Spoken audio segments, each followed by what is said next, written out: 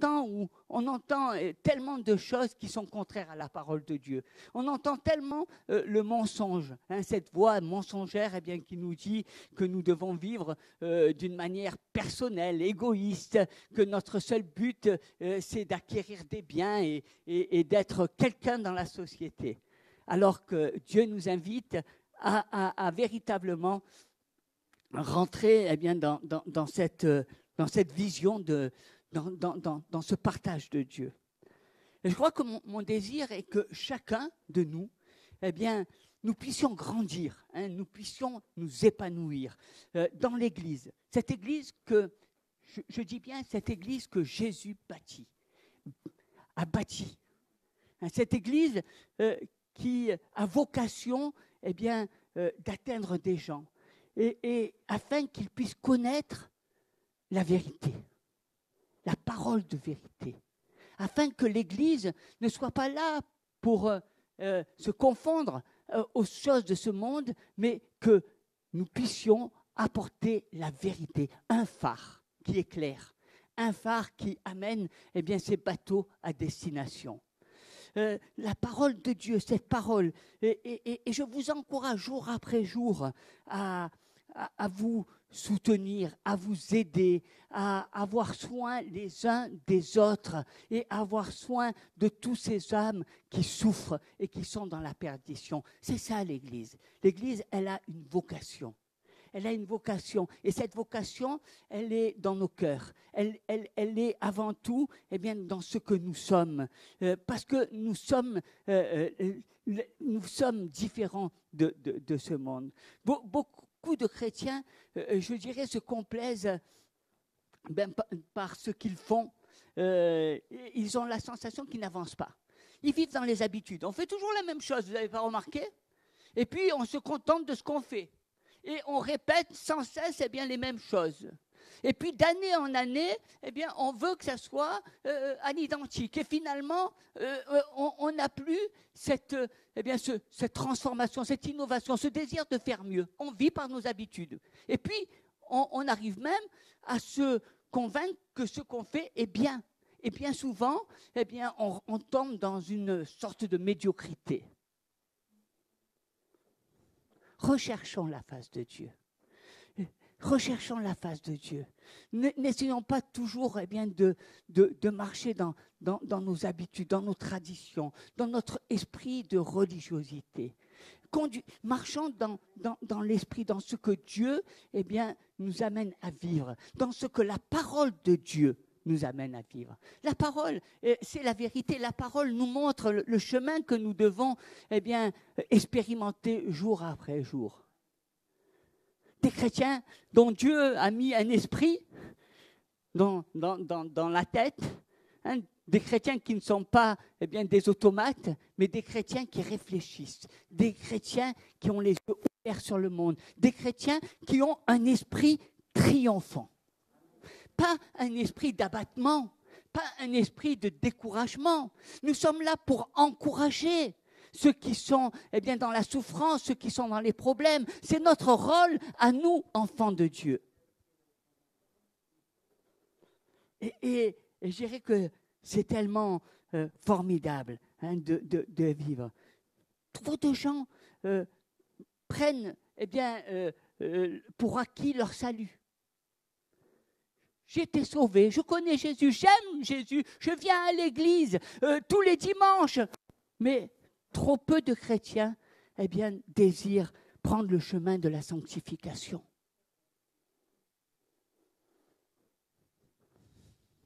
Alors que le Seigneur nous amène à prendre ce chemin, à rentrer dans le chemin de la sanctification.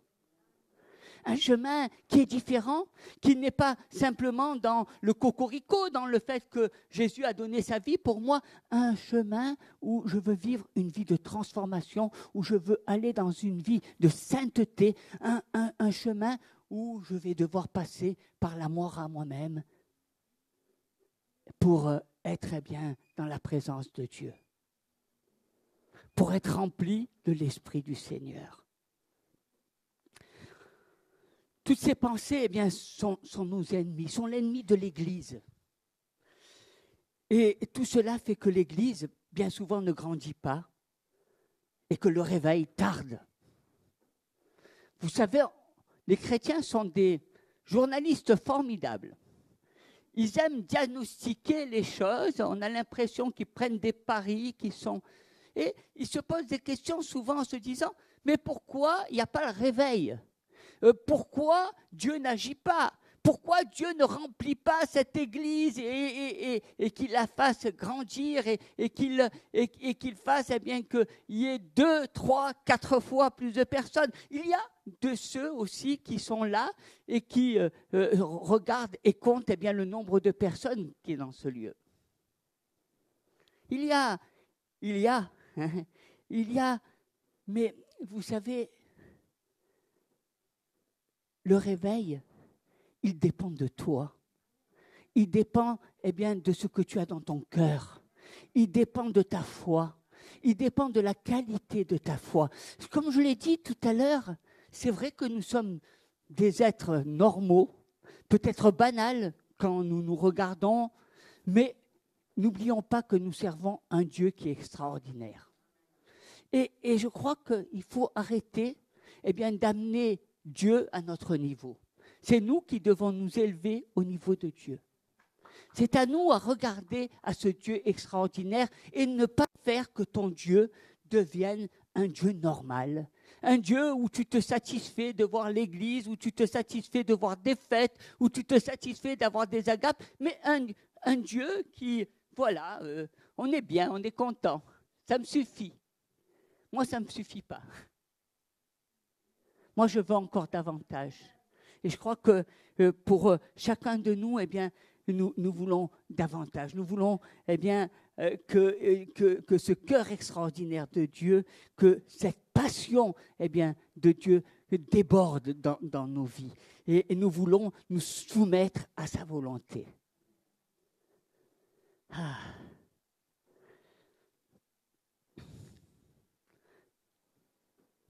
C'est ton choix. L'Église peut grandir si dans ton cœur il y a la vie. Si dans ton cœur tu as envie de faire des choses. Si dans ton cœur tu as envie de vivre cette vie extraordinaire de Dieu. Ça dépend de ton regard. Peut-être que ton regard, il est fixé sur ton bulletin de salaire, il est fixé sur ta retraite que tu encaisses tous les mois, il est fixé sur ton loyer, il est fixé sur tes charges, peut-être qu'il est fixé sur ta santé, tes bilans sanguins, etc. Peut-être que c'est ça ta vie. Mais je crois que Dieu nous appelle à regarder à lui. Et moi, quand je regarde à Jésus, je vois un Dieu qui nous guérit. Je vois un Dieu d'abondance. Je vois un Dieu qui me donne de prospérer et de surmonter toutes les difficultés. Je vois ce Dieu triomphant. Je ne vois pas le Dieu de mes soucis. Je ne vois pas le Dieu de mes habitudes. Je ne vois pas le Dieu de mes angoisses. Mais je vois le Dieu de la joie, le Dieu de la paix, le Dieu qui me donne un esprit triomphant. Oui. Un esprit triomphant. Bon, à croire que dans les églises, il y a peu d'esprits triomphants. On a beaucoup d'esprits de découragement. On a beaucoup d'esprits qui baissent les bras à la moindre chose. Mais un esprit triomphant. Un esprit qui sait qui sert. Parce que nous sommes tous d'accord pour savoir que Dieu a triomphé de la mort et qu'il est vraiment ressuscité et qu'il est à la droite du Père. Hein, nous savons toutes ces choses-là et je crois que c'est ça qui est important. Ce n'est pas la musique qui rend l'Église forte ou les messages du dimanche matin ou l'atmosphère mais c'est ce que vous avez dans vos cœurs. C'est ce que vous ressentez. Ne cherchez pas. Vous savez, on cherche toujours les choses ailleurs. Ah, est-ce que la Bigna a bien chanté, le groupe? Ah oui, c'est formidable, là on a ressenti quelque chose. Ah, le message du pasteur, ah bien, là oui, aujourd'hui c'était mieux que dimanche dernier. Mais c'est ce que tu ressens qui est important.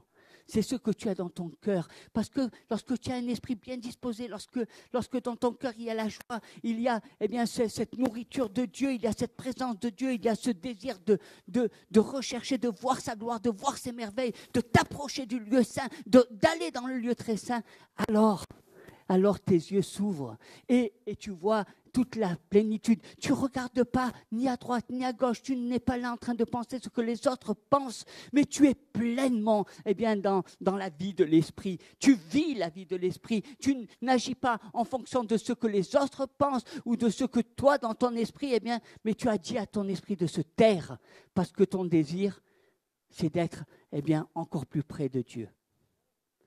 Nous recherchons Dieu.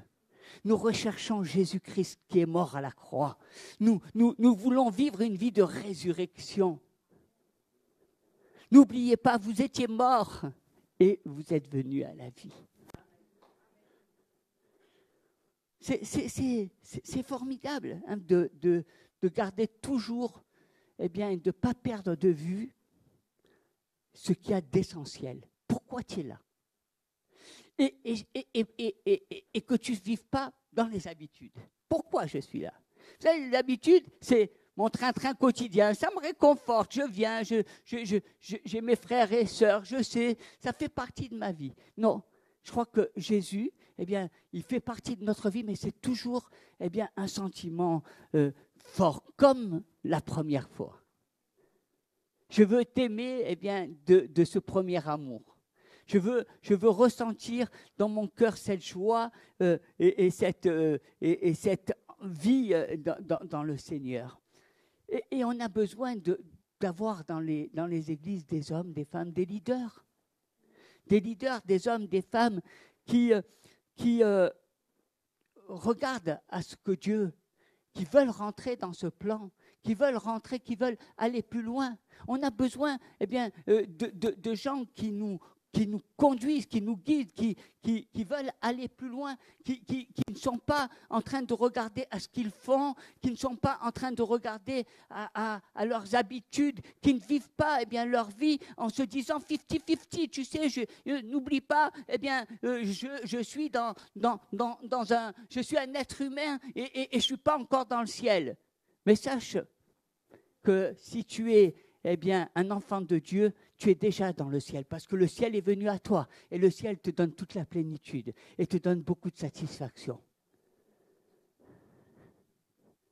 Mais tes pensées, souvent, t'éloignent de ce que Dieu désire pour toi. Nous voulons, des personnes qui soient déterminées. Et je crois que parce que souvent on dit, mais l'Église, le réveil, mais pourquoi certaines églises vivent ces choses ? Et on a tant et on voudrait voir ces choses-là. Mais, et quelquefois, on en souffre.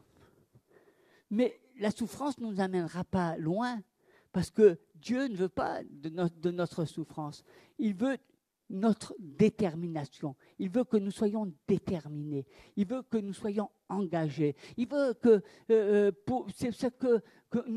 nous allions jusqu'au bout. Que ce soit pas que nous ne soyons pas toujours arrêtés dans notre chemin, que nous ne trouvions pas sans cesse des excuses, que nous ne soyons pas là toujours à nous raconter des choses, que la moindre chose ne contrarie pas les plans de Dieu. Continuons à marcher, soyons déterminés, ayons de nouveaux engagements dans l'Église, ayons de cette détermination de vouloir être des hommes et des femmes qui avons ce désir de conduire, d'apporter notre vie à ce Dieu extraordinaire.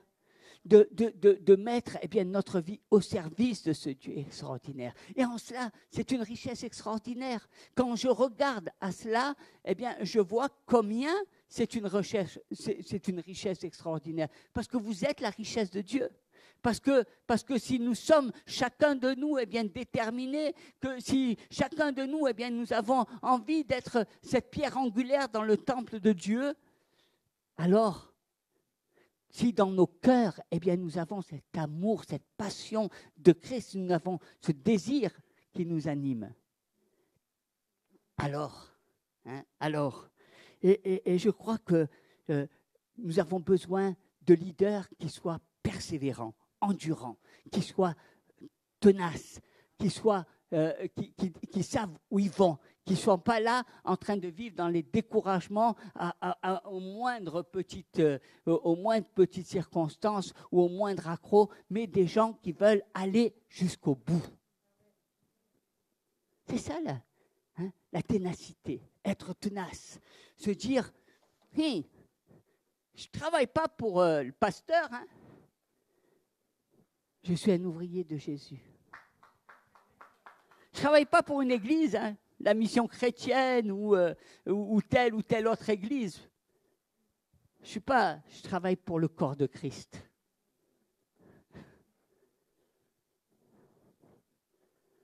Le corps de Christ. Et je crois que nous avons tellement besoin, de regarder à cela. Et nous devons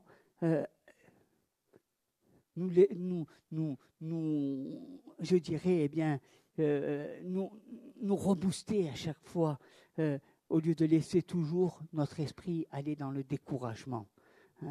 Parce que ça ne se passe pas peut-être comme moi je le souhaiterais, parce qu'il y a des difficultés, il y a des combats, parce que ce n'est pas facile d'aller jusqu'au bout. Mais c'est notre lutte, c'est ce que Dieu veut. Et nous savons une chose, c'est que Dieu nous donne la victoire. Nous avons la victoire en Jésus-Christ. Et nous avons la victoire dans notre esprit. Tu sais, quand tu marches avec un esprit vivifiant, bien tu rallonges ta vie. C'est une garantie, c'est ce qui va te permettre d'être jeune. C'est ce qui va te permettre d'être vivant plus tard. Quand tu seras âgé, c'est là où tu vas rajeunir comme l'aigle. Parce que tu ne regardes pas à toi, mais parce que tu regardes à Jésus. Parce que c'est lui qui renouvelle ton esprit, c'est lui qui renouvelle tes forces, c'est lui qui renouvelle tes nerfs, c'est lui qui renouvelle tes os, c'est lui qui renouvelle toutes choses. C'est le secret d'une longue vie prospère. C'est ce qui fait. Quand vous avez le mont Everest, il y a beaucoup de gens qui imaginaient que si le mont Everest était plat, je crois que tout le monde irait. Mais le fait que ça soit une montagne qui est haute, avec des difficultés, il y a peu de gens qui y vont. Mais il y en a qui y vont.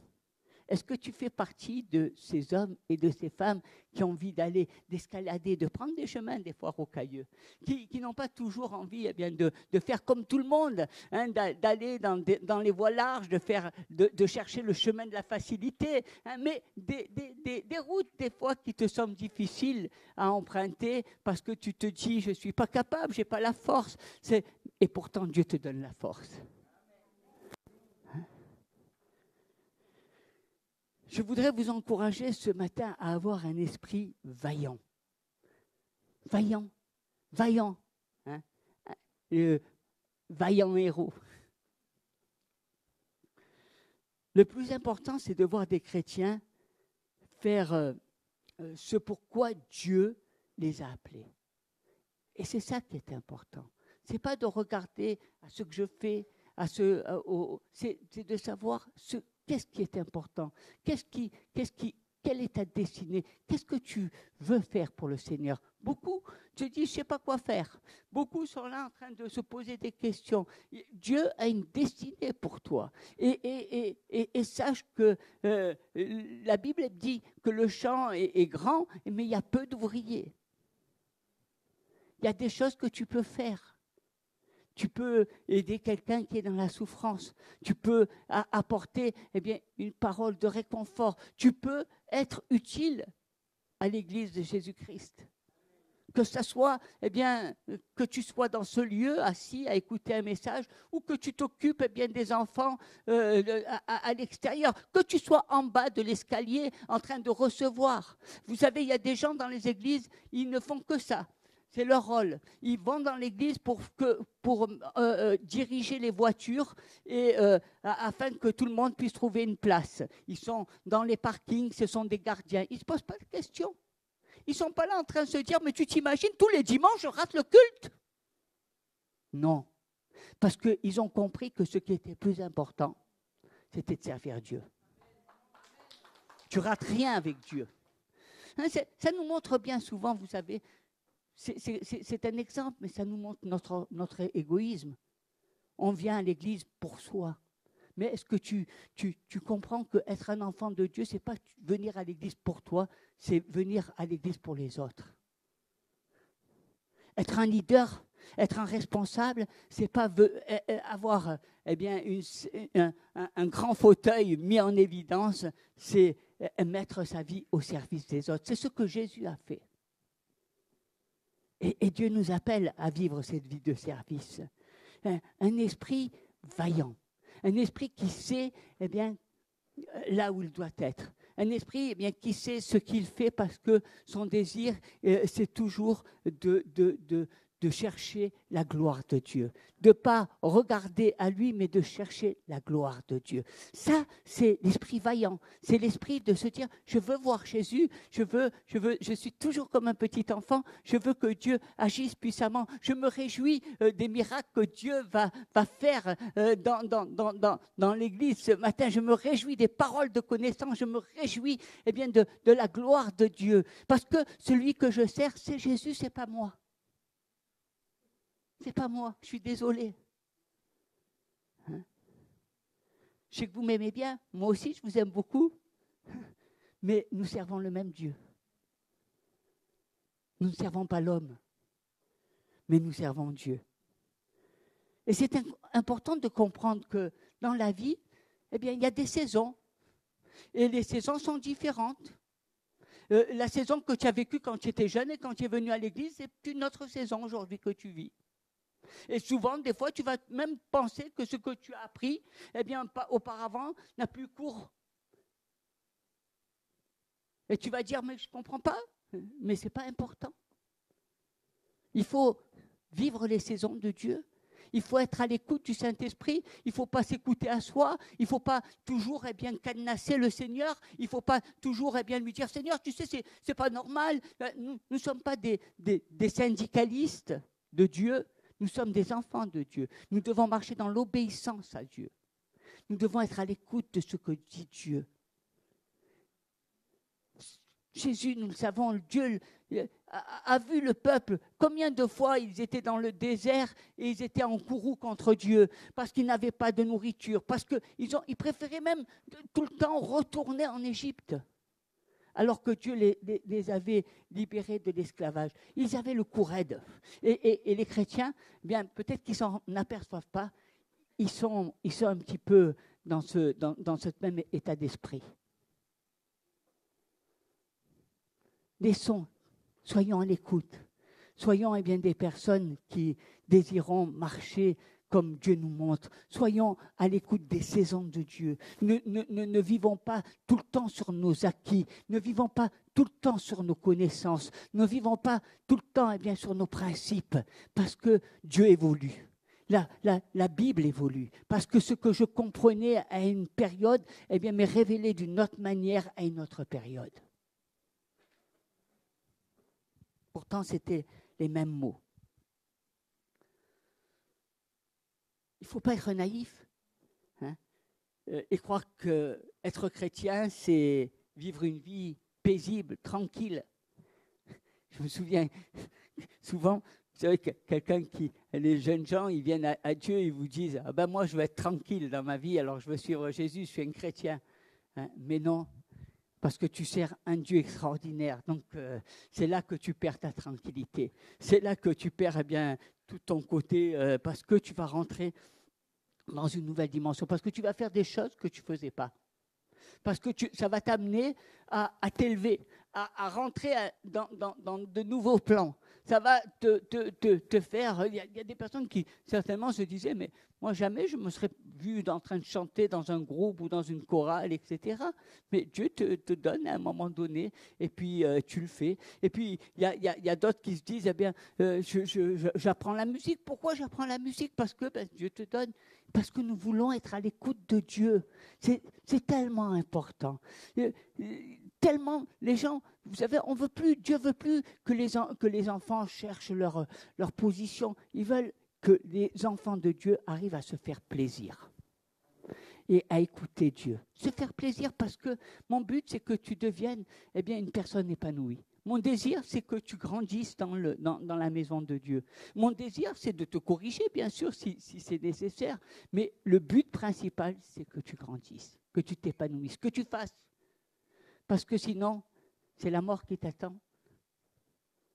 Parce que si tu fais rien, tu vas mourir. Et je crois que nous devons surpasser, dépasser les difficultés, avoir un esprit combatif, avoir un esprit vaillant. C'est aller au combat. C'est pas se baisser les bras, c'est pas dire Seigneur, je baisse les bras. C'est au contraire, on a un Dieu qui est merveilleux, un Dieu merveilleux. C'est extraordinaire. Imagine, tu vois, si tu étais dans une église de 1000 personnes, on te remarquerait même pas. Tu serais dans un petit coin, tu ferais même pas, on ne sait même pas si tu fais partie de cette église. Tu n'aurais même pas d'identité. Parce que tu serais comme un étranger. On voit tellement de gens qui viennent dans les grandes églises. 1000, 2000, 3000. Tu vois ta place. On ne t'appellerait pas par ton prénom. On ne te dirait pas « Ah, ça me fait plaisir. Qu'est-ce que ça va cette semaine ?» On ne te dirait rien. Parce que c'est comme ça. Et je crois que c'est tellement important pour toi, d'avoir cet esprit vaillant, te dire, ah oui, je veux vivre. Parce que, tu sais, à force de vivre, à force de te dire, ma petite, mon petit, tu vis tellement sur tes acquis que tu ne fais plus rien. C'est normal. Ça fait 20 ans que je viens ici, c'est normal, hein? Non, 30 ans, hein? Mais non, c'est pas normal. Parce que la foi qui est dans ton cœur, elle doit toujours être forte. Et ton cœur, il doit toujours être bouillant pour le Seigneur. Il doit toujours, que tu aies 20 ans, que tu aies 30 ans, que tu aies 50 ans, que tu aies 80 ans, que tu aies 90 ans, que tu aies 100 ans, tu dois toujours être un vaillant de Dieu. C'est ce que nous ont laissé les anciens. Hein, ils nous ont laissé cette vie de l'esprit. Et je veux vraiment vous encourager pour que vous fassiez la différence. Le problème n'est pas Dieu. Le problème ne vient pas du pasteur. Le problème ne vient pas des pasteurs dans les églises. Le problème vient souvent du manque de soif. Vous savez, si quelqu'un ne boit pas et ne mange pas, il meurt. Hein, il meurt. La soif, c'est quelque chose qui est importante. Parce que si on vous prive, vous mourrez. Et la privation de la soif, vous amène à vivre des déserts. Vous amène à vivre cette position souvent où on ne sait pas qu'est-ce qu'on fait. Il y a tellement de chrétiens qui ne savent pas ce qu'ils font. Ils ne sont pas nets. Vous savez, ils ne sont pas nets, ils ne savent pas. Pourquoi tu es chrétien? Quel est ton but dans la vie? Je ne sais pas, moi je viens à l'église, c'est dimanche. Pourquoi Dieu t'a... Il y a un moment donné, cette notion de, je ne sais pas... Vous avez vu, quand les gens vous leur parlez, mais pourquoi Dieu t'a choisi? Quel est le plan de Dieu pour toi? Quelle est ta destinée? On a l'impression qu'on parle en hébreu. Je ne comprends pas. Alors que Dieu parle à ton cœur et que tu sais la destinée que Dieu a pour toi. Mais c'était des rêves. Et ces rêves, tu les as mis de côté parce que tu as pensé que ce n'était pas pour toi et que ton rôle n'était plus de rêver, mais ton rôle était t'habituer à la souffrance, t'habituer à ton désert, t'habituer à ton quotidien. Mais non, Dieu ne nous habitue pas à la maladie. Il y a même des gens qui s'habituent à la maladie, qui pensent que le malin vient décrète qu'ils sont malades et puis ils se disent « Ah ben oui, je suis malade hein ». Et alors ils se comportent comme un malade et ils agissent comme des malades. Et puis ils sont captifs, ils se mettent à pleurer, ils se mettent à avoir des angoisses, alors que Dieu nous invite à nous libérer de tous ces liens. Parce que je crois que vous comme moi, nous savons que nous avons un Dieu qui guérit. Nous n'avons pas le Dieu de la maladie, mais nous avons le Dieu de la guérison. Après, Dieu est souverain, il fait ce qu'il veut. Mais notre vie lui appartient. Le jour où il nous appelle, eh bien, il nous appelle. C'est lui qui décide. Hein, c'est pas nous. Cette soif spirituelle, c'est une... Vous savez, souvent, eh bien, les gens sont nerveux, ont des maux de tête, ils sont fatigués, parce que ils n'ont pas assez bu de la parole. Leur symptôme est lié. Quand vous prenez beaucoup de personnes, ils sont là. Quelle est mon identité en Christ? Je n'ai pas trouvé mon identité en Christ. Ils se cherchent. Et puis, tout est centré, non pas sur ce que Dieu veut, mais tout est centré sur eux, sur leurs défauts, sur leurs imperfections. Mais nous sommes là pour servir Dieu. Et Dieu, eh bien, pendant cette marche, nous sanctifie. Il nous façonne les expériences de la vie, eh bien, nous transforme. Et c'est tellement important, vous savez, de chercher la présence de Dieu, de chercher la parole de Dieu, de chercher la puissance de Dieu. La puissance de Dieu. Tu es un Dieu puissant, hein? Amen. On a un Dieu puissant. On a un Dieu puissant.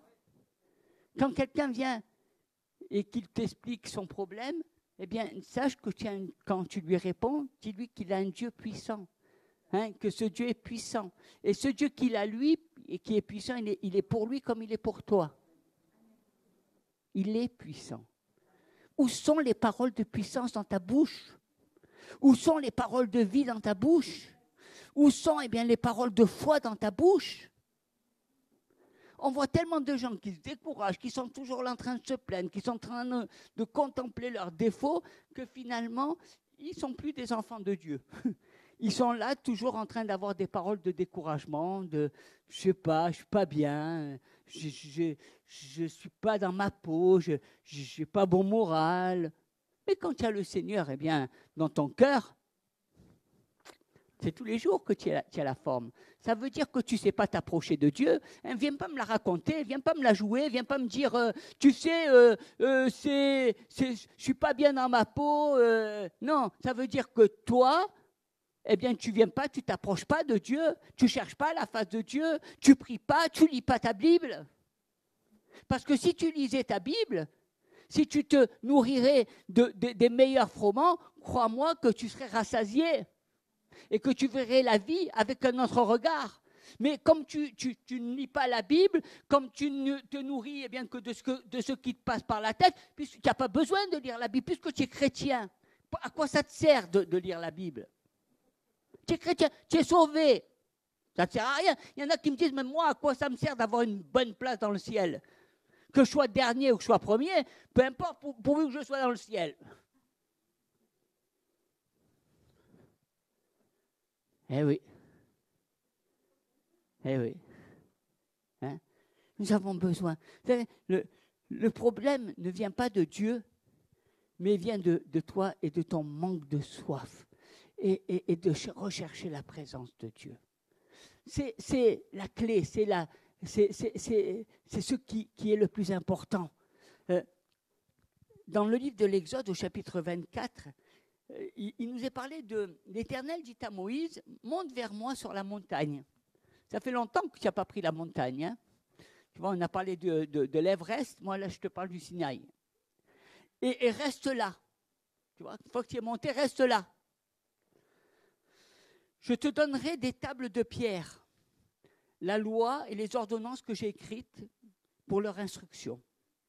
Moïse se leva avec Josué qui le servait. Et Moïse monta sur la montagne de Dieu. et dit aux anciens, attendez-nous ici, jusqu'à ce que nous revenions auprès de vous. Voici, Aaron et eux resteront avec vous. Si quelqu'un est indifférent, c'est à eux qu'il s'adressera. Moïse monta sur la montagne et la nuée couvrit la montagne. La gloire de l'Éternel reposa sur la montagne de Sinaï et la nuée la couvrit pendant 6 jours. Le 7e jour, l'Éternel appela Moïse au milieu de la nuée. Je crois que nous, quand on veut quelque chose, on aime bien avoir tout et tout de suite. Nous, quand on veut quelque chose, eh bien, on n'aime pas payer le prix. Attendre, c'est inutile. Mais là, vous voyez, il y a une période où le Seigneur, il a mis les gens en attente. Il a voulu tester, voir qu'est-ce que le peuple il avait dans le cœur. Et là, il a envoyé Moïse eh bien, dans ce mot et il a dit, tu vas attendre. Quand tu rentres dans la présence de Dieu, tu n'as pas peur d'attendre. Parce que quand tu rentres dans la présence, il y a cette nuée, il y a eh bien, tout cet amour de Dieu, il y a toute cette présence, toute cette gloire du Seigneur. Quand tu montes sur la montagne et que tu es eh bien, en relation avec Dieu, il y a quelque chose qui se passe. Il y a quelque chose qui est fort. Il y a quelque chose qui est encore plus fort. Parce que ça t'amène à aller dans une autre dimension. Ça t'amène de voir des choses tellement grandes. Quand tu es là et tu attends. On a peur d'attendre. Même quand on loue le Seigneur, vous voyez, on a peur. On a envie de prendre au bout d'un moment le contrôle. On est là en train de... Non, ne laissons pas Dieu agir. Ne laissons pas le Saint-Esprit. Il y a les minutages, il y a ceci, il y a cela. Oh, à un moment donné, je ne sais plus quoi dire. Qu'est-ce que je vais faire? C'est pas ça. Laissons-nous rentrant dans la présence. Tu n'as rien. Dieu ne va pas te juger. Dieu ne va pas te critiquer. Non, c'est toi qui te critiques. C'est toi qui vis en fonction des gens. Ne vis pas en fonction des gens. Ta foi, elle n'est pas en fonction des gens. Qu'est-ce qu'on va dire de moi aujourd'hui? Ce n'est pas mon problème. Je suis bien habillé, je ne suis pas bien habillé, je suis habillé sexy, je ne suis pas habillé sexy. Ce n'est pas mon problème. Je suis comme je suis. Ça embête des personnes, mais ça embête. Vous voyez, j'ai des manches courtes. Un jour, je viendrai sans cravate. Oh, ça va embêter les gens. C'est pas grave. Hein? C'est pas gênant, ça ne me gêne pas. Ça ne me dérange pas. Ça vous embête, c'est pas grave. Si votre foi elle est liée à votre acas, ça ne va pas aller loin. Hein, c'est superficiel. On a besoin d'avoir une grande soif de Dieu. Plus la soif elle est grande, et plus les merveilles de Dieu se manifestent. Plus vous allez vous rentrer, vous sondez la parole de Dieu, plus vous rentrez dans la présence de Dieu, et plus le Seigneur eh bien, se manifeste. Vous imaginez, il est dit que la gloire de l'Éternel reposa sur la montagne de Sinaï. La gloire tout entière, cette montagne, c'est quelque chose qui est reposé. Lorsque tu cherches la face de Dieu, lorsque tu rentres dans la présence de Dieu, lorsque tu veux avoir soif, je veux avoir soif de toi, je veux aller encore plus loin, je me résous pas, je veux pas vivre une vie de chrétien minable à mes yeux. Peut-être que toi, tu t'estimes parfait, mais moi, j'estime que j'ai encore beaucoup de choses à vivre, j'ai encore beaucoup de pas à faire, j'ai encore beaucoup de choses à connaître. C'est ça qui est important, c'est la soif que tu as. Non, moi, bon, ça va, j'écoute un message, ça me fait du bien, et puis voilà. Non, à un moment donné, je crois qu'on a besoin d'aller encore plus loin, encore plus loin, encore plus loin, encore plus loin. Parce que c'est l'essentiel. Parce que nous ne voulons pas nous réjouir eh bien, du petit Dieu qu'on s'est formé dans notre tête, le petit Jésus. Vous savez, moi, souvent, on rigolait quand je venais dans les églises évangélistes parce qu'ils disaient les catholiques, ils sont rigolos, ils voient toujours Jésus comme un petit bébé sur la crèche. Mais finalement, les chrétiens évangéliques, c'est la même chose parce qu'on a l'impression que leur Jésus n'a pas grandi, que finalement, il s'est blasé et qu'avec le temps, il s'est rouillé. Je ne pense pas que nous avons un Jésus qui s'est rouillé. Hein?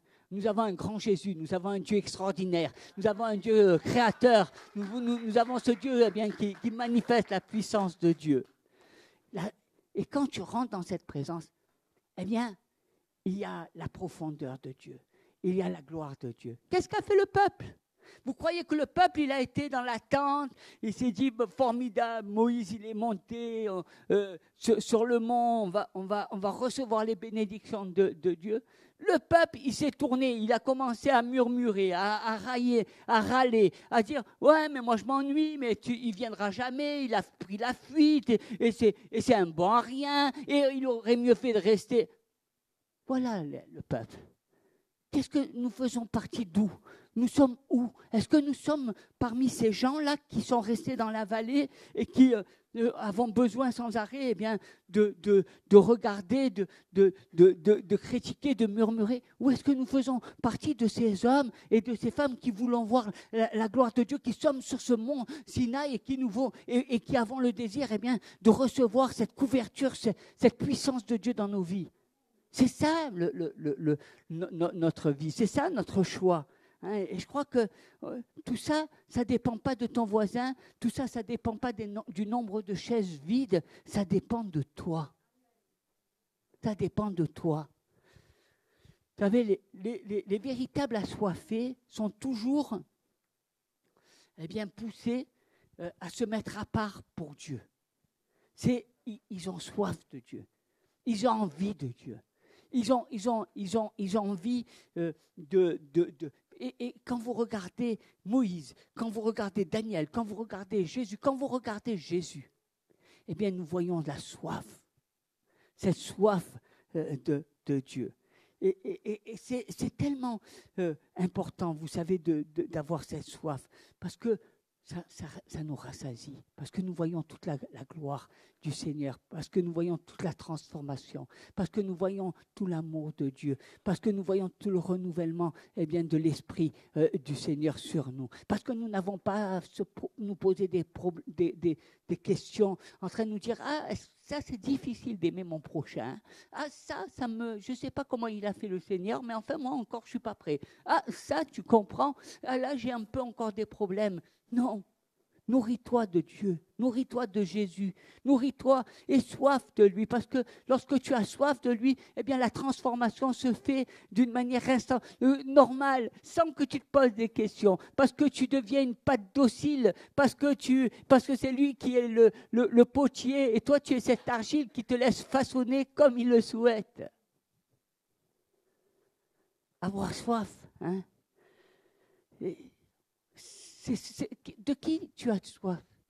D'être un mec bien, d'être un bon chrétien, de paraître quelqu'un qui a grandi dans les voies de Dieu, ou est-ce que tu as soif de Dieu?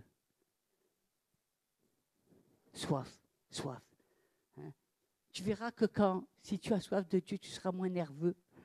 Tu verras que ta vie spirituelle va grandir, et que tu auras de l'audace, et que tu auras de la détermination, et que tu seras pas dans l'expectative, parce que tu dois attendre. Parce que l'attente est une position, à un moment donné, on doit attendre. Hein? Ça fait grandir. Et puis, un jour viendra le réveil. Un jour viendra, la manifestation de Dieu. Parce que c'est dans ton cœur, parce que tu as soif de ça, parce que tu as faim de ça, parce que tu crois au Seigneur Jésus, parce que tu t'es nourri de cela, parce que tu n'as pas cédé à la tentation, parce que tu n'as pas essayé de te trouver des excuses, parce que tu n'as pas essayé de te dire « je suis fatigué, je suis découragé, je suis là, je suis abusé par les choses du passé », parce que tu regarderas à Jésus. Et Jésus, il est toujours neuf. Il n'est pas d'occasion, notre Seigneur. Il n'a pas vieilli, notre Seigneur. Il n'a pas vieilli. Vous savez, le commencement d'une chose, c'est bien. Hein? Et on peut commencer beaucoup de choses. Mais terminer ce que l'on a commencé, c'est autre chose. Et c'est vrai que c'est un autre point. Parce que souvent, on veut faire plein de choses pour le Seigneur. On commence, je veux faire de la musique, je veux faire ci, je veux faire là, je veux commencer les études bibliques, je veux faire cela, je veux agir comme ça, je veux... Et puis, on a l'impression que plus on va dans le temps et plus ça se dégonfle. Hein? Et on se dit, mais où sont les résultats? Hein? À un moment donné, il faut se poser des questions. Moi, je ne suis pas là pour vous dire qu'est-ce que tu recherches, tu viens à l'église pourquoi, c'est pour que tu deviennes un super-homme. Hein. Non, je vous mets face à vos responsabilités. Est-ce que il faut te surveiller pour voir comment tu travailles? Oui, parce qu'à l'école, tu avais l'habitude qu'on te surveille et qu'on te mette un 0 pointé si tu n'avais pas fait ton travail. Ah, c'est dommage, Dieu ne le fait pas. Mais peut-être que tu sais, il le fait dans le ciel. Peut-être qu'il te met un 0 pointé, mais le 0 pointé de Dieu est beaucoup plus important que le 0 pointé d'un professeur. Hein? Et oui, je crois que la Bible nous dit dans 2 Corinthiens, au chapitre 8, et verset 10, c'est un avis que je donne là-dessus, car cela vous convient, à vous qui non seulement avez commencé à agir, moi souvent, une bonne prédication, des trucs, on commence à agir, mais qui en avaient eu la volonté dans l'année dernière. Donc, qui ont eu la volonté. Est-ce que tu as la volonté de continuer les choses? Est-ce que tu as la volonté d'aller encore plus loin? C'est incroyable, hein? Vous savez, Paul, eh bien, il avait envie d'aller encore plus loin. Il courait vers le but. Il se disait, j'ai envie encore de faire davantage. Il avait la volonté. Nous, on vit dans un monde d'assister. Mon petit, tu es fatigué, repose-toi hein, aujourd'hui. Hein. Allez, bébé, non. Hein. Ah non, tu n'as pas envie, c'est pas grave. C'est pas grave. De toute façon, il n'y a personne qui va venir te punir ou te condamner. Hein. Et puis quand tu regardes les autres, alors sois content parce que les autres, ils font beaucoup moins que toi. Réjouis-toi. Hein. Ça, c'est des paroles souvent qu'on a dans notre tête. Mais quand on a envie de servir Dieu, eh bien, il n'y a pas toutes ces choses-là. Parce que c'est notre cœur qui est au service de Dieu. Parce que nous avons envie eh bien, de voir les choses. Parce que nous ne sommes pas là en train de nous poser la question, mon travail, ma fatigue, ce que je dois atteindre, ou le travail que je dois faire pour faire quelque chose qui soit à la hauteur de Dieu. Parce que vous voyez tellement de choses qui sont médiocres. On fait tellement de choses. On se baigne dans la médiocrité avec Dieu. Alors qu'on devrait rechercher l'excellence, alors qu'on devrait encore davantage se remettre en question. On devrait prier pour que Dieu nous donne de nouvelles pensées, qui renouvellent notre intelligence, qui nous donnent d'avoir des réponses à ce que ce monde a besoin. On est tellement marqué par nos habitudes, par notre train-train, au lieu d'être à l'écoute de Dieu et de chercher à agir, à faire en fonction de ce que Dieu veut. On a besoin de ça. Et le Seigneur dit, achevez donc maintenant d'agir, afin que l'accomplissement, selon vos moyens, réponde à l'empressement que vous avez mis au vouloir. C'est pas que il faut agir. Il y a un temps où Dieu veut te sollicite, mais un temps il faut que tu agisses, et un temps il faut que tu ailles jusqu'au bout, que tu portes du fruit. Pas que tu t'arrêtes au milieu. Pas que tu te décourages et que tu te laisses décourager et que tu te dises, après tout, c'est pas important. Hein? Pas que tu te dises, mais tu sais, j'ai mes problèmes de famille, mon travail, ma maison, ma femme, mes enfants, et ça prend le dessus, et finalement, tu t'arrêtes. Nous sommes comme ça, comme des papillons. On a envie, mais on ne va pas jusqu'au bout. Une course, celui qui gagne la course, c'est celui qui atteint le but. Ce n'est pas celui qui s'arrête au milieu, parce que celui qui s'arrête au milieu, c'est quelqu'un qui a abandonné la course. Nous ne sommes pas des coureurs, nous sommes des gens qui abandonnons les courses de Dieu. Dieu nous met plein de défis, nous avons envie, mais nous n'allons pas jusqu'au bout. C'est important d'aller jusqu'au bout. C'est ce que l'apôtre Paul dit.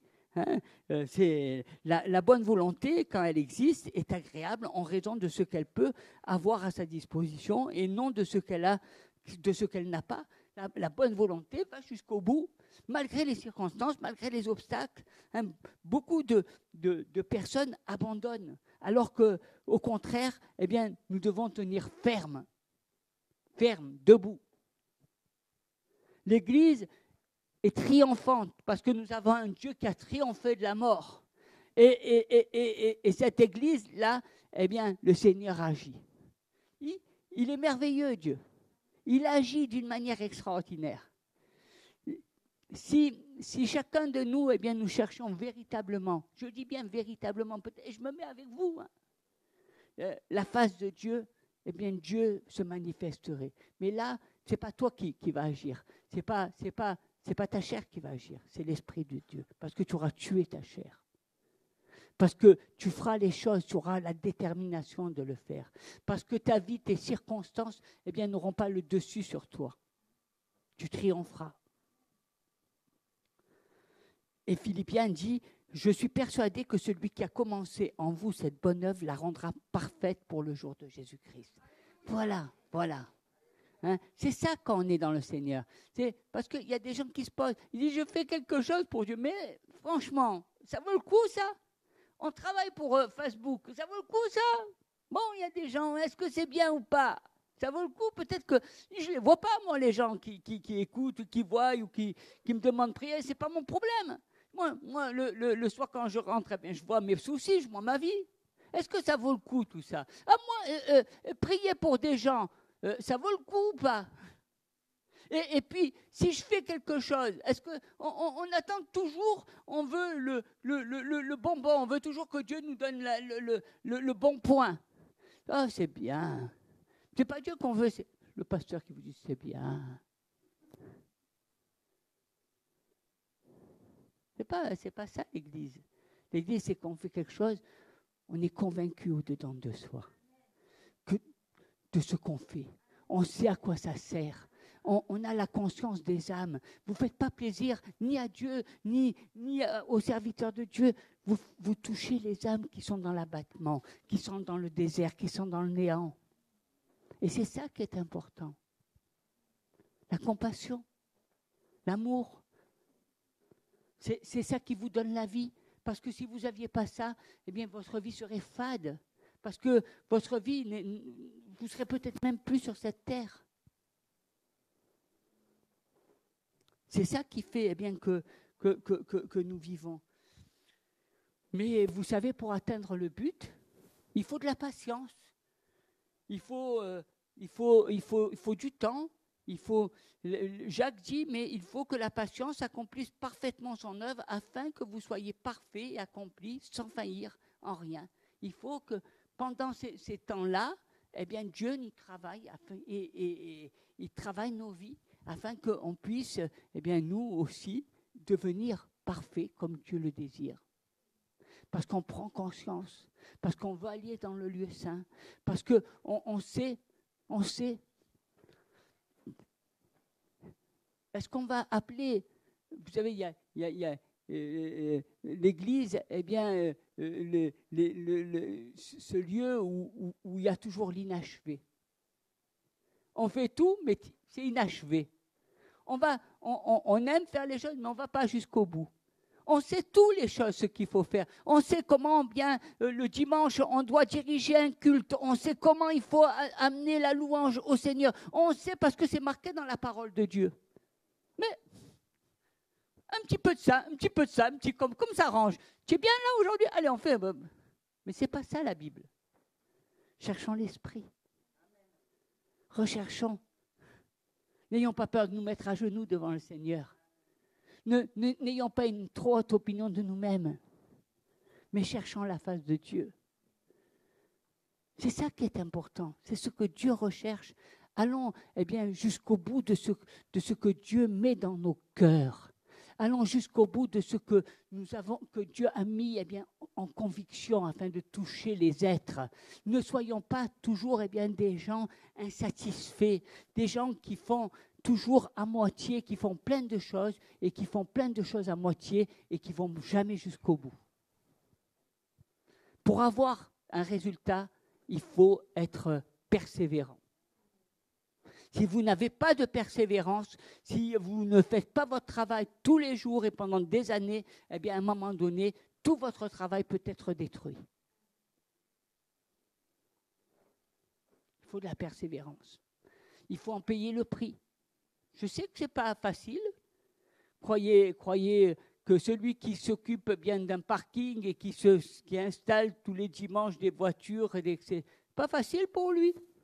Vous croyez qu'il est différent? Peut-être qu'il aurait envie de se dire, moi j'ai envie d'aller écouter le message, j'ai envie de me réjouir dans la parole. Non, il ne le fait pas. Il va écouter le message chez lui, lors d'une rediffusion d'une émission ou d'une prêche ou d'un culte qu'il va écouter en différé. Mais ce n'est pas grave, il sait qu'il le fait parce qu'il veut honorer Dieu. C'est pas facile. Hein? Nous, quand on fait ça pendant un mois, on est survoltés. J'en ai marre. J'en ai marre. Oui. Qu'est-ce que quand ça sera une grande église, on aura marre beaucoup si demain, eh bien Dieu nous donne d'avoir une église plus grande en nombre, alors qu'est-ce que vous en aurez marre? Ça va être encore plus dur. Parce que c'est pas facile. Hein? Je crois il faut, et je dirais, veiller à cela. Ne nous lassons pas de faire le bien, car nous moissonnerons au temps convenable, nous dit la parole de Dieu. Un autre point que je voudrais vous parler ce matin, c'est l'oisiveté. L'oisiveté est une grande source de ténèbres. L'oisiveté. Il y a beaucoup de gens qui sont oisifs, paresseux, qui ne font rien. Vous savez pourquoi le roi David est tombé dans le péché? C'est parce qu'il est resté sans rien faire. Hein? Pendant que tous les autres, ils étaient à la guerre. Quand il était à la guerre, il était occupé.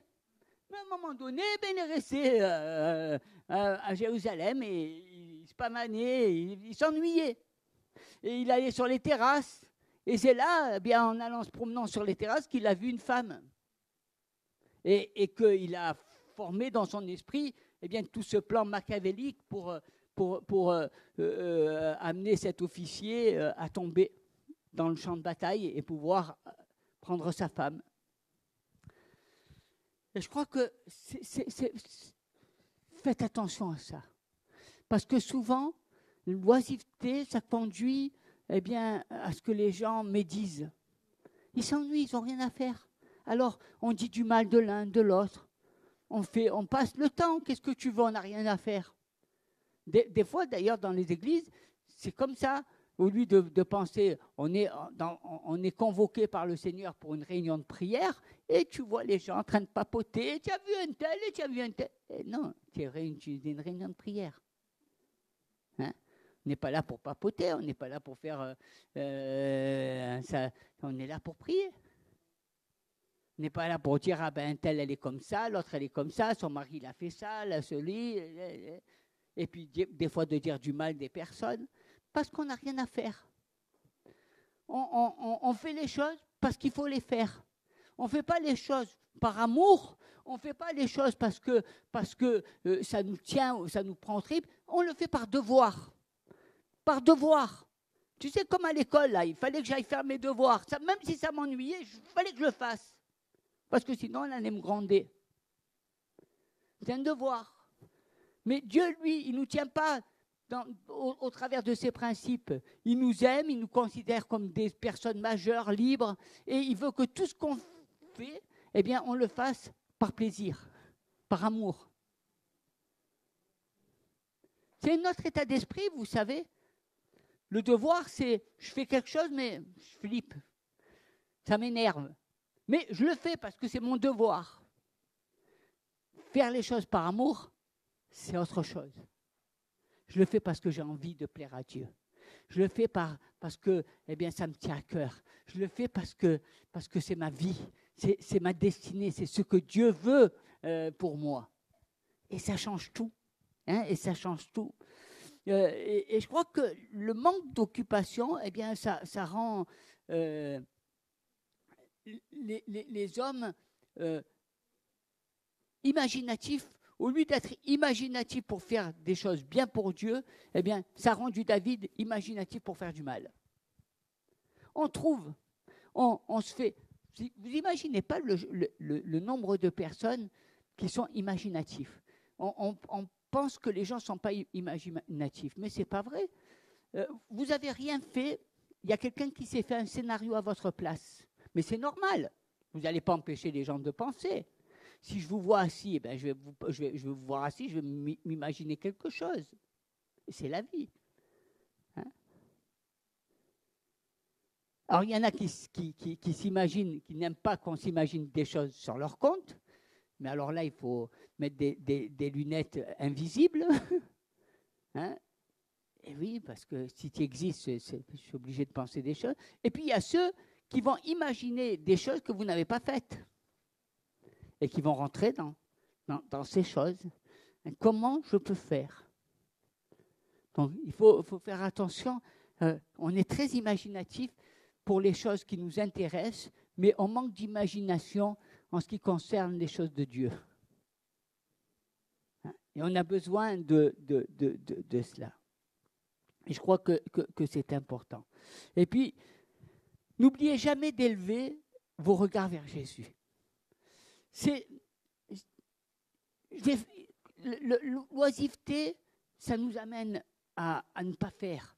Mais par contre, quand j'aime Dieu, quand je veux faire, alors je vais m'imposer. Je vais faire les choses parce que je veux les choses. Je vais prendre du temps, je vais prendre des nuits, je vais prendre des jours, je vais faire les choses parce que je veux amener des projets à leur terme, parce que je sais ce que ça fait et j'ai envie de faire ça. Vous allez me dire, il y a des gens qui vont vous dire, mais pourquoi vous allez passer des nuits et des nuits à travailler pour faire des études bibliques alors qu'il y a 4 tondus et 5 pelés qui les écoutent? Parce que je veux servir Dieu. Oui. Hein? Je veux servir Dieu. Je crois que c'est ça qui est important. Et le Seigneur le dit, une personne suffit. Et je crois qu'on a tous dans notre esprit des pensées. Il faut s'imposer. On a besoin de règles. Si on n'avait pas de règles, on n'irait pas travailler quand on n'en a pas envie. On ferait ce qu'on a envie. Des fois dans les bureaux, je les vois, quand ils n'ont pas envie de travailler, ils ne travaillent pas. Ils se parlent de tout, mais il s'est passé 4 heures, ils n'ont rien fait. Ils n'ont même pas pris le premier stylo. Ça, c'est quand ils ont envie. Mais quand ils ont envie, ils vont travailler. Et après, quand ils vont travailler beaucoup, ils vont être énervés. Ils vont dire, je souffre de burn-out. La nouvelle maladie, vous savez, le surmenage. Alors, quand vous allez dans la fonction publique, vous allez être servi. Et quand vous allez dans les églises aussi, ils sont dans le surmenage. Non. On passe notre journée, des fois même dans l'église, à parler, à tchatchoter, à se raconter, à aller manger, à aller faire... se sortir des blagues, et quand on travaille 2-3 heures, on est fatigué. On est dans le burn-out, la dépression. Je travaille trop. Soyons efficaces, soyons réalistes. Soyons réalistes. Regardez à Jésus. Parce que tout ce qu'on fait, c'est pour Dieu. Ce n'est pas pour nous. Tout ce que vous faites, tout ce que vous êtes, c'est pour Jésus. C'est Jésus qui vous donne cela. Et c'est pour ça que nous devons toujours ne pas oublier le Seigneur. Considérez en effet celui qui a supporté contre sa personne une telle opposition de la part des pécheurs, afin que vous ne vous lassiez point l'âme découragée. Regardez à ce que Jésus a fait. Wow! Quand tu vois Jésus, on l'a trahi, il ne s'est pas lassé de faire le bien, il ne s'est pas lassé de dire la vérité, il s'est toujours opposé aux pharisiens, aux hypocrites, il a toujours annoncé la parole de vérité, il n'a pas essayé de faire de compromis, de ceci, de cela, toujours. Et Dieu nous invite toujours à avoir les yeux fixés sur lui. C'est tellement important de regarder à Jésus, de ne pas regarder à vos découragements. Bien sûr que moi aussi j'ai eu des découragements, bien sûr que j'ai eu des déceptions, bien sûr. Mais qui c'est qui m'a tenu? C'est Jésus. C'est le regard que tu as sur le Seigneur. On a besoin de regarder à Jésus. On a besoin, jour après jour, eh bien, de regarder et d'avancer. Parce qu'il faut avancer. Parce qu'il faut que tu avances. Parce qu'il faut que tu avances. Il faut que tu rentres dans ta destinée. Vous savez peut-être que Sarah, il a fallu qu'elle attende, ou Abraham, il a fallu qu'ils attendent d'être vieux pour entrer dans leur destinée. Vous voyez que les personnes âgées ont des destinées. Il y a des gens qui se mettent dans leur tête que quand ils commencent à être âgés, ils n'ont plus de destinée. Nous avons une destinée en Christ. Et cette destinée, eh bien, tu l'attends que tu es encore en vie. Parce que le jour eh bien, où tu ne seras plus là, peut-être que tu ne seras pas rentré dans ta destinée. Mais tant que Dieu te parle, eh bien, c'est que ta destinée, elle est devant toi. Il faut que tu avances. Hein? N'attends pas la mort, attends Jésus. Oui. Faut attendre Jésus, hein, parce que c'est Jésus que nous attendons. Et il faut que tu te confies en l'Éternel. Il faut que tu regardes et que tu... Il est dit que tu te confies et tu pratiques le bien. Faire le bien. Fais toujours le bien en toutes circonstances. Parce que quand tu regardes à Jésus, ça te donne le vouloir et le faire. Parce que quand tu regardes à Jésus et que tu vois ce qu'il a fait à la croix, eh bien tu te dis, mais moi, je suis en train de marronner parce qu'il faut que j'aille me déplacer un soir pour aller voir tel frère ou telle sœur, parce que je me dis, je serais mieux chez moi, parce que moi, je suis là en train de me dire, mais il ne faut pas que le dimanche, le samedi, je veux rester à la maison, le dimanche, je veux rester à la maison, le lundi, je veux rester à la maison. Il y a toujours... Ah, hein, dimanche, le samedi, je dois aller faire les courses pour la maison. Mais servir Dieu. Regarde les personnes qui ont besoin de toi. Hein, fais ce que Dieu, fais le bien. Tu te rends compte les semences, ce que tu fais quand tu fais du bien à quelqu'un. Imagine que tu es quelqu'un, ton frère, qui est malade devant toi. Tu irais en courant, là. Tu prendrais des ailes, tu te viendrais la folie, là. Tu calculerais ton travail, ni ceci, ni cela. Quand il y a quelqu'un qui te touche de ta famille, là, pouf, il n'y a plus rien qui existe. Et quand c'est quelqu'un d'autre, mais tu comprends, j'ai autre chose à faire. Mais non. C'est des vérités qu'on doit regarder en face, mes bien-aimés. Ce n'est pas des choses qu'il faut regarder et se dire non, ça ne me concerne pas, ou j'en fais assez. Il faut regarder les choses telles que Dieu le veut. C'est important. Cette semaine, il y a un frère, il est passé sur une table d'opération. Et puis, l'opération qui aurait dû durer 1 heure, elle a duré 5 heures. C'était fou, hein. Et quand tu attends 5 heures, tu es là, tu te dis, je vais partir. J'ai autre chose à faire. Mais quand eh bien, le frère est sorti, il a fait un sourire, il a fait, ah, tu es là? Ça fait du bien. Ça fait du bien, tu fais du bien à quelqu'un. Tu réconfortes un enfant. Tu prends soin. Hein? Ce que tu aimerais qu'on te fasse, fais-le aux autres. On vit dans un temps où on fait toujours, mais il y a bien sûr, hein, ne te lasse pas de faire du bien. Ne te lasse pas. Je sais, des fois, c'est pénible. On n'a pas envie, des fois je vois même dans le groupe de musique, ils n'ont pas envie de venir parce que hein, il a des choses, l'autre la famille, mais ne vous lassez pas. Parce que vous faites du bien, parce que vous avez besoin eh bien, d'être une équipe encore mieux coordonnée, parce que vous avez besoin de prier, pas le dimanche matin avant le culte, mais pendant eh bien, un temps où vous allez travailler ensemble, où vous allez vous mettre au service de Dieu afin que le peuple de Dieu soit honoré. C'est toute une attente, c'est toute une façon de voir les choses qui est différente. Parce que nous, on a le focus, on regarde toujours à nous, nos intérêts, ce qui marche pour nous, ce qui est bon pour nous. Mais on n'a pas les yeux tournés vers les autres, vers ce que les autres attendent de nous. Et ce que Dieu attend de nous. Avant tout. Avant tout. Parce qu'on veut être à l'écoute. on prépare des programmes, mais on n'y réfléchit pas, on fait les choses par habitude. On fait des choix, mais on les fait tout le temps par habitude. La semaine dernière, on a chanté ça, on va chanter ça. Ah ben, on ne va pas chanter ça parce qu'on l'a chanté la semaine dernière, on va le chanter. Non, mettons-nous à genoux et cherchons ce que Dieu veut. Cherchons la volonté. Je crois que c'est ça l'église de Jésus. Ce n'est pas une église qui est composée de Dieu, je dirais de plusieurs dieux. Non, c'est une église qui est composée d'hommes et de femmes qui cherchent Dieu. Ce n'est pas pareil. Nous cherchons Dieu. Nous voulons que lui seul soit glorifié. Et nous voulons vivre en ne nous laissant pas de faire ces choses. C'est des bonnes choses.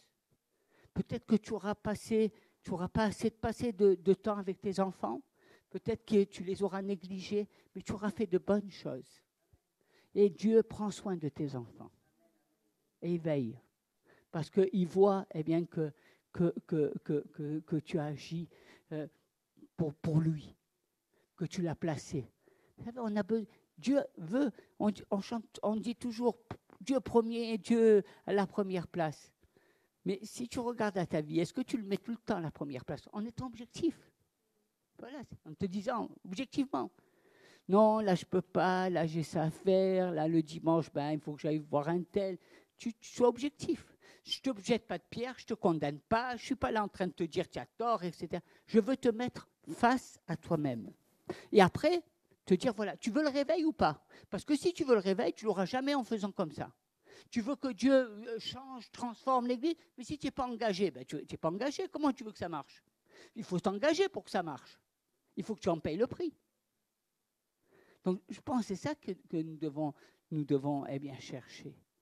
Nous devons nous mettre en face de nos réalités et nous mettre à genoux en face de nos réalités, afin que Dieu nous touche et qu'il intervienne dans nos vies, dans nos cœurs, dans nos pensées, pour changer ce que nous sommes.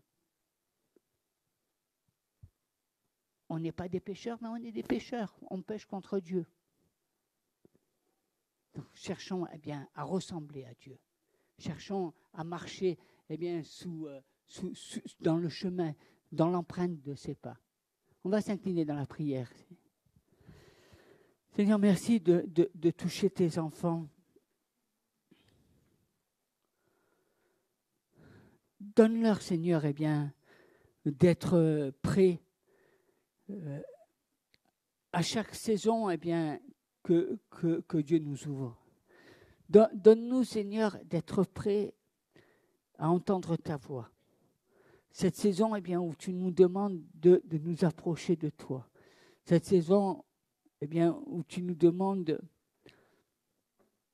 de véritablement avoir soif de ta présence, de ton amour, de pouvoir monter dans cette montagne sainte et de voir la gloire de Dieu se manifester. Donne-nous, Seigneur, de pouvoir être comme Marie était au pied de Jésus et elle écoutait ces paroles de vie. Que nous puissions nous nourrir de ta parole, que nous puissions recevoir tes instructions, que nous puissions avoir des temps personnels où nous sommes dans ta présence, que nous fassions taire toutes ces voix qui sont dans nos pensées et qui nous empêchent de grandir, toutes ces voix, tous ces murmures qui murmurent dans nos oreilles et qui nous empêchent d'accomplir l'œuvre à laquelle tu nous as appelés. Donne-nous toujours de nous réjouir en toi. Seigneur, que quand nous commencions quelque chose, nous ayons à chacun envie, nous ayons le désir d'aller jusqu'au bout. Seigneur, que nos commencements ne soient pas, n'aient pas un goût d'inachevé. Quand on a envie de faire quelque chose que ça nous tient à cœur pour nous-mêmes, on va faire tous les efforts, on va sacrifier notre temps, on va sacrifier nos loisirs, on va sacrifier nos vacances, on va sacrifier parce qu'on sait que c'est une bénédiction et qu'on fait quelque chose pour notre bien. Ayons ce même état d'esprit quand nous agissons pour Dieu. Ayons ce même état d'esprit quand bien, nous faisons des choses pour le Seigneur. Que ces temps où tu nous rassembles, que ces temps où nous travaillons ensemble, que ces temps bien, de préparation, nous ayons de la joie car nous savons que nous sommes porteurs d'une bénédiction. Nous ne regardons pas nos découragements, nous ne regardons pas notre fatigue, nous ne regardons pas nos loisirs, nous regardons à la bénédiction de Dieu parce que c'est elle qui nous porte. Seigneur, donne-nous de toujours avoir les regards sur toi, d'avoir nos pensées sur toi. De nous réjouir en toi, d'avoir un cœur toujours bien disposé, d'avoir cette joie du Seigneur qui inonde notre vie et qui fait que notre vie est un chant de louange et d'adoration et qui manifeste nos témoignages par les actions de Dieu dans notre vie. Nous sommes là, Seigneur, et nous voulons vivre cette vie de l'Esprit. Merci, Seigneur, d'agir puissamment sur tes enfants et qu'ils fassent du bien en toutes circonstances. Mais donne-leur le désir de chercher à faire le bien. Donne-leur le désir à chacun d'avoir cet esprit bien disposé. Seigneur, que nous puissions combattre tous ces esprits d'oisiveté, d'ennui, d'insatisfaction, tous ces esprits où on n'est pas content de soi, où on n'est pas bien dans sa peau, où on est toujours en train de se rechercher. Seigneur, la vie est courte, il faut savoir se trouver et on t'a trouvé quand on a reçu Jésus. Celui qui se cherche, c'est qu'il n'a pas reçu Dieu. Donne-nous, Seigneur, véritablement de te trouver. Parce que si nous te trouvons, nous retrouvons cette identité qui est en nous. Seigneur, que vraiment, nous ayons ce désir, cette persévérance, que nous puissions atteindre des objectifs et que cette année 2018 n'est pas un goût d'inachevé, mais qu'au contraire, elle nous donne de voir l'accomplissement de Dieu au travers de notre travail, au travers de nos efforts, au travers de ce que Dieu veut que nous fassions. Cela dans le nom puissant de Jésus. Amen. Amen. Soyez bénis.